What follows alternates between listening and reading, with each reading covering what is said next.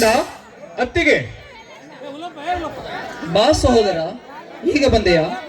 ಹೌದಣ್ಣ, ಈಗ ಬಂದೆ. ಬಾರಪ್ಪ ಬೈದಿರ, ಪರೀಕ್ಷೆ ಚೆನ್ನಾಗಿ ಬರೆದಿದ್ದಾನೆ. ಅತ್ತಿಗೆ, ನಾನು ಪರೀಕ್ಷೆ ಬರೆಯುವಾಗ ಹುಲಿಗೆಮ್ಮ ತಾಯಿ ಚಿನ್ನಾಪುರ ಗ್ರಾಮಕ್ಕೆ ಹೋಗುವಾಗ ಪರೀಕ್ಷೆಯನ್ನು ಬರೆದಿದ್ದೆ. ಆ ಹುಲಿಗೆಮ್ಮ ತಾಯಿ ತನ್ನ ಸ್ಥಾನಕ್ಕೆ ಬರುವುದರೊಳಗಾಗಿ ನನ್ನ ರಿಸಲ್ಟ್ ಕೂಡ ಬಂದಿದೆ. ಅತ್ತಿಗೆ, ನನ್ನ ರಿಸಲ್ಟ್ ಕೂಡ ಬಂದಿದೆ. ಹಾಗಾದ್ರೆ ಈ ಸಲದ ರಿಸಲ್ಟ್ ಏನಾಯಿತು ಸಹೋದರ? ಅಣ್ಣ, ಧರ್ಮ ದೇವತಂತ ಪುರುಷ, ಧರ್ಮ ದೇವತೆಯಂತ ನನ್ನ ಅತ್ತಿಗೆ, ನಿಮ್ಮಿಬ್ಬರ ಶ್ರಮದಿಂದ ಇಂದಿನ ರಿಸಲ್ಟಿನಂತೆ ಈ ಸಲವು ಧಾರವಾಡ ಯೂನಿವರ್ಸಿಟಿ ಕಾಲೇಜಿಗೆ ಪ್ರಥಮ ಸ್ಥಾನ ಪಡೆದು TCS ಮುಗಿಸಿ ಶಿಕ್ಷಕನಾಗುವ ಎಲ್ಲ ಅರ್ಹತೆ ಪಡೆದು ಆ ಹುಲಿಗೆಮ್ಮನ ಜಾಗದಲ್ಲಿ ಶಿವ ಪಾರ್ವತಿ ಅಂತ ನಿಂತಿರುವೆ ಅಣ್ಣ. ಆಶೀರ್ವಾದ. ಎದ್ದೇಳು ಸಹೋದರ.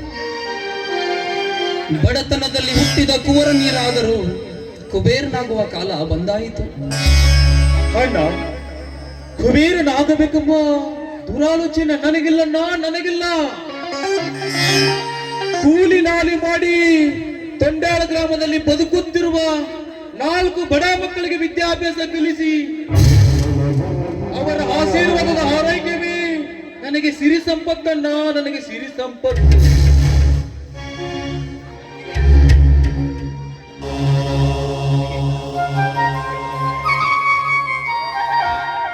ಎದ್ದೇಳು ಮೈದುನ, ಎದ್ದೇಳು. ನೀನಾಡುವ ಒಂದೊಂದು ನುಡಿಯನ್ನ ಕೇಳ್ತಾ ಇದ್ರೆ ನಿನ್ನನ್ನ ಇಲ್ಲಿವರೆಗೂ ಕಲಿಸಿದ್ದಕ್ಕೆ ನಮ್ಮ ಜನ್ಮ ಸಾರ್ಥಕವಾಯ್ತು. ನನಗೆ ಹೆಮ್ಮೆ ಅನ್ನಿಸ್ತಾ ಇದೆ. ಕತ್ತಿಗೆ ಇರಲಿ, ಅಣ್ಣನ ಮುಖ ಯಾಕೋ ಕಪ್ಪಾಗಿದೆ. ಯಾಕಣ್ಣ? ಮೈಯಲ್ಲಿ ಹುಷಾರಿಲ್ಲ.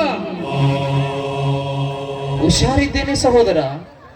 ಬಿಸಿಲಿನಲ್ಲಿ ಹೊಲದಿಂದ ಕೆಲಸ ಮಾಡಿ ಈಗ ಬಂದಿದ್ದೇನೆ. ಹಾಗಾಗಿ ಸ್ವಲ್ಪ ಮುಖ ಕಪ್ಪಗಾಗಿದೆ ಅಷ್ಟೇ.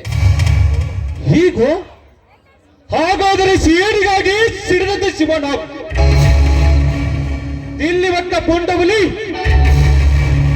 ಕುರುಬಾಚ್ಯದ ಕುಂಕುಮ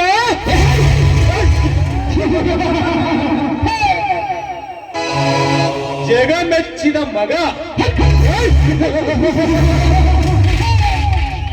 ಸೋಲಿಲ್ಲದೆ ಸೇಂದರ್ ಲಕ್ಷ್ಮಣ್